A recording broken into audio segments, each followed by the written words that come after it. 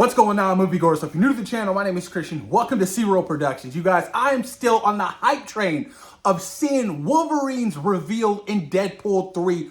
I am so excited. I did a YouTube short, but I wanted to do a full-length video talking about this gloriousness of a suit we got in Deadpool 3. I mean, it is pitch perfect, you guys. It's taken from the astonishing run of the X-Men series. I am so excited. I'm so excited. I brought out my Christopher Claremont and Jim Lee run of X-Men. If you guys haven't read this, it is so good. I'm telling you guys, it is an amazing run. And of course, the graphics and the art are just amazing. Now, you guys, let's talk about Deadpool 3 and the possibilities that this particular movie has being a multiverse story. One of the topics I wanted to talk about, how I didn't really go over, that was announced this week by The Hollywood Reporter. Looks like Jennifer Garner's Elektra is set to make an appearance in this film. That is crazy to me. If Jennifer Garner is in this movie as Elektra, right, from the Daredevil movie, and you know the spin-off from Daredevil, which I will openly admit I've never seen that Elektra movie. Best believe Ben Affleck's Daredevil is going to set an appearance in this movie. That's just the facts, you guys. So that was news. I know a lot of people were talking about that and how they're excited to see, Jennifer Garner get a second shot at this particular role. But boy, oh boy, you guys, just from this set photo of Sean Levy, sharing the director of this movie, has me that much more excited. Like, I was excited, but now I am even more excited for Deadpool 3. I think the suit is so spot on. And a lot of fans are like, well, what about the mask? Is he gonna wear the mask? I was like, that would be crazy if he did, but if he didn't, I wouldn't even be mad if he wasn't rocking the mask, because he still looks great. I wouldn't be upset. But boy, oh boy, him having the mask on would be the icing on the cake. The icing on the cake, you guys. And we all gotta be honest with you. The authenticity of this entire look between Deadpool and Wolverine is some of the best comic book shit we've seen. And these are just set photos. Can you imagine when they released that first trailer, or we are all sitting in the theater watching Deadpool 3, how great those suits are going to look when they're completely done. And, they're going to add it, add the attachments of the CGI-ness or whatever. They're going to, polish it up. It's going to look that much more better, you guys. I mean, I am so happy to finally get this iconic yellow Wolverine suit live action. We've been waiting for this for 23 years. It's been a long time. We've had, some kind of iterations. They teased it in the end of, the Wolverine, which is cool, which I think is an extremely underrated film, but we never got to see it. I don't know why the Fox movies or the Fox directors or producers were really fading away from that. You know what I mean? It's really unfortunate that it only took 23 years to get this suit made for Hugh Jackman's last run as Wolverine.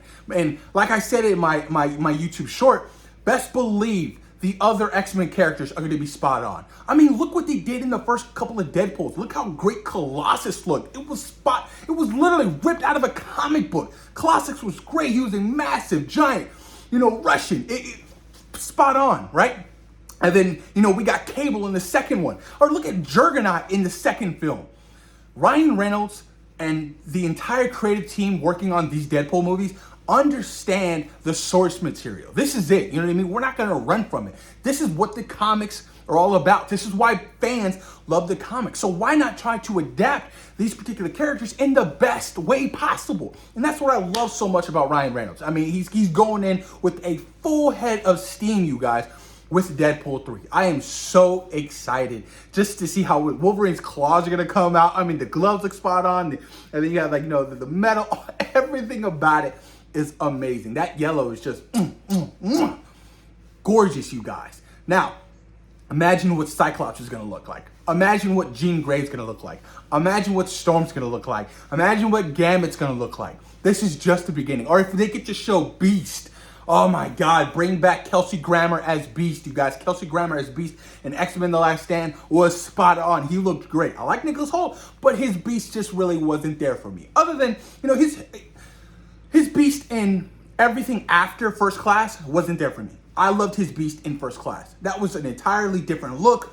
Edgar Wright directed that movie. Just entirely different. I don't know why, Bryan Singer decided to go in a different route, and Simon Kinberg, you know, it got messy. It really did, those later X-Men films.